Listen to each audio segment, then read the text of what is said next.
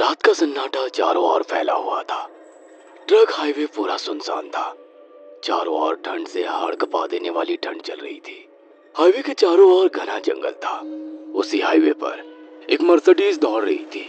उसमें 3 लोग सवार थे, राहुल, निधि और उनकी 10 साल की बेटी तानिया। राहुल अपने दोस्त सैफ के घर ईद की पार्टी में शामिल होने के लिए गया था और पार्टी करके घर लौट रहा था। निधि ने मुस्कुराकर ड्राइव करते हुए राहुल से कहा, कुछ भी कहो राहुल, आज तो ईद की पार्टी में मजा आ गया। हाँ, मेरा दोस्त बहुत ही बिंदास और हंसी मजाक करने वाला व्यक्ति है। मैंने देखा उसके घर पर शहर की एक से एक बड़ी हस्ती थी, मगर फिर भी वो उन सबको इग्नोर करके हमें इम्पोर्टेंस दे रहा था। हाँ, देगा क्यों नहीं, आखिर मेरा दोस्त जो है। सच में राहुल, अमेरिका से इंडिया लौटकर बहुत अच्छा फील हो रहा है। वैसे तुम्हारा दोस्त सचिन अभी तक नहीं आया अमेरिका से? निधि की बात सुनकर राहुल चौंक कर बोला, ओह शिट यार, उसका फोन आया था कि वो इंडिया आ रहा है। उसने बोला था कि मुझे एयरपोर्ट पर पिक कर ले। निधि बहुत नाराज होगा वो। कोई बात नहीं, उससे बोल देना कि तुम्हें बिल्कुल याद नहीं रहा। और फिर तुम्हें सैफ की इनवाइट की हुई ईद पार्टी में भी तो शामिल होना था।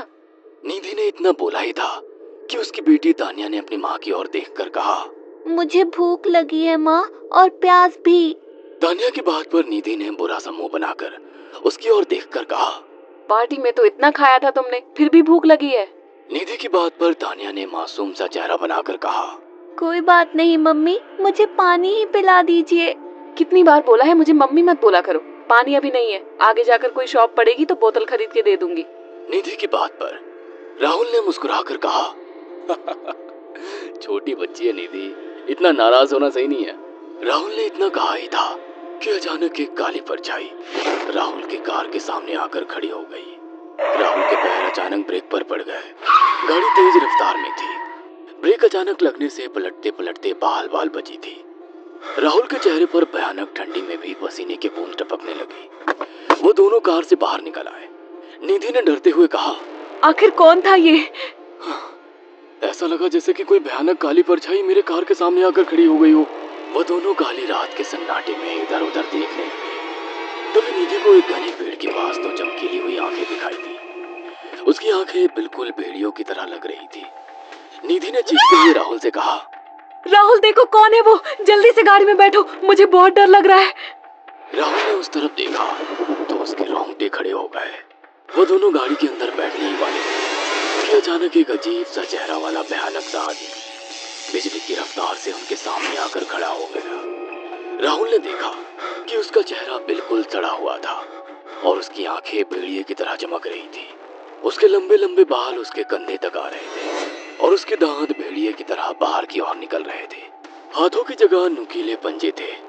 राहुल को देखकर अजीब से अंदाज में हंसने लगा, मगर जैसे ही राहुल की नजर उसके कपड़ों पर गई, राहुल की आंखें फटी की फटी रह गई। वो हकलाते हुए बोला, भाईजान, भाईजान, मुझे माफ कर दो, मुझे छोड़ दो।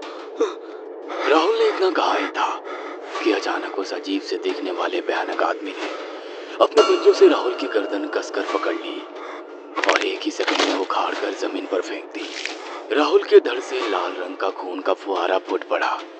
इस भयानक मंजर को देखकर निधि के गले से एक जोरदार चीख निकल गई। निधि इससे पहले भागती कि अचानक उस भयानक दिखने वाले आदमी ने निधि को पकड़ लिया और अपने नुकीले पंजे उसके पेट में गड़ा दिए और उसकी हथेलियां बाहर निकाल दी। निधि की एक दिल दहला देने वाली चीख सन्नाटे को चीर गई।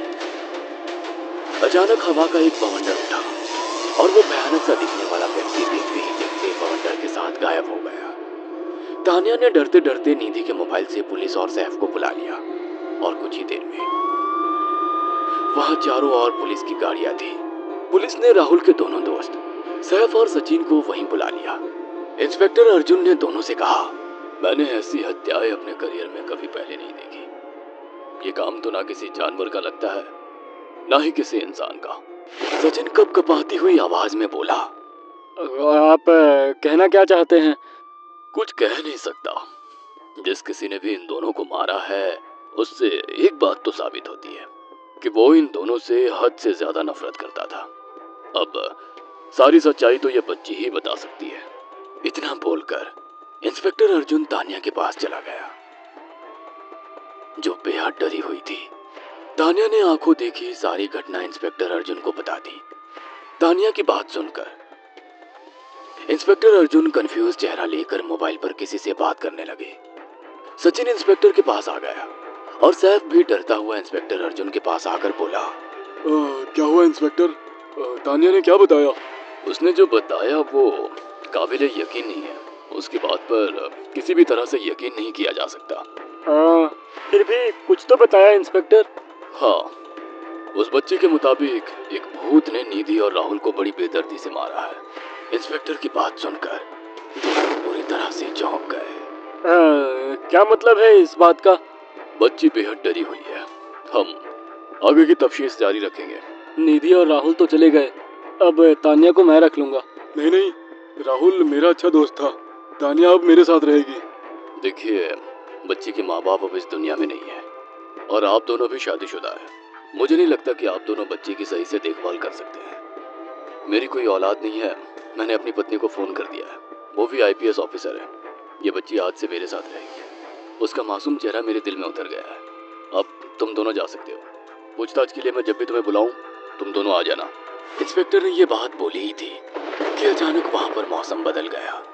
चारों ओर काली घटाएं छा गई और एक भयानक बवंडर उठा और देखते ही देखते सब पुलिस वालों के सामने वो भयानक चेहरे वाला आकार सबके सामने खड़ा हो गया। उसको देखकर सबके रोंगटे खड़े हो गए। देखते ही देखते उसने अपने भयानक पंजे सैफ की आंखों में डालकर उसकी आंखें निकाल ली। सैफ ने चीखते हुए वहीं दम तोड़ दिया। उस भयानक आदमी को देखकर सचिन उसके पैरों पर गिर गया। तुम तो भाईजान से कपड़े पहने हो। मैं समझ गया, तुम भाईजान हो।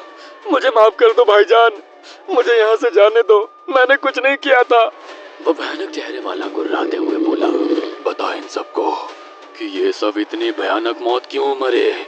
सचिन दौड़ता हुआ इंस्पेक्टर अर्जुन के पास गया और बोला, मैं जानता हूँ इसने इन तीनों को क्यों मारा। इसका नाम भाईजान था। जब ये जिंदा था ये किसी का भाई किसी की जान था। बहुत साल पहले ये हम सबका बहुत अच्छा गहरा दोस्त और बिजनेस पार्टनर था। ये सबकी बहुत मदद किया करता था। इसकी प्यारी सी बेटी थी तानिया, जो इस वक्त कार के अंदर बैठी हुई है। ये इसी की बेटी है। भाईजान अपने सारे पैसों से एक बहुत बड़ा हॉस्पिटल खोलना चाहता था जिससे गरीबों का मुफ्त इलाज किया जा सके, मगर हम तीनों इसके लिए तैयार नहीं थे। हमारी नीयत उसकी दौलत पर खराब थी और एक दिन हम सब धोखे से ईद के दिन भाईजान को यहाँ ले आए और इसे मारकर फेंक दिया। तो फिर तुम सबने इसकी बेटी को क्यों जिंदा छोड़ दिया? हमें बाद में पता लगा कि भाईजान ने सारी जायदाद अपनी बेटी के नाम कर दी है, इसीलिए हमने भाईजान की पत्नी को भी मार दिया। और तानिया का तुम 18 साल की उम्र पूरी करने का इंतजार कर रहे थे ताकि सारी जायदाद अपने नाम करा सको और बाद में उसे भी ठिकाने लगा सको। इसी के लिए तुम दोनों इस मासूम बच्ची को अपने साथ रखने की जिद कर रहे थे। जी, आपने बिल्कुल सही कहा। हम तानिया को भी इसी जगह लाकर मार देते। सचिन की बात सुनकर इंस्पेक्टर अर्जुन की आंखों में खून उतर आया। इंस्पेक्टर अर्जुन के कुछ कहने से पहले ही भाईजान बिजली की रफ्तार से इंस्पेक्टर अर्जुन की आंखों के सामने से सचिन को पकड़कर ले गया और उसके शरीर के टुकड़े टुकड़े कर दिए और हवा में उठे एक तेज बवंडर के साथ गायब हो गया। सारी घटना इंस्पेक्टर अर्जुन की आंखों के सामने हुई थी। तानिया को इंस्पेक्टर अर्जुन और उसकी पत्नी ने अपनी बेटी की तरह पाला। अगर आपको हमारी ये कहानी पसंद आई हो तो इसे लाइक और शेयर करना ना भूलें।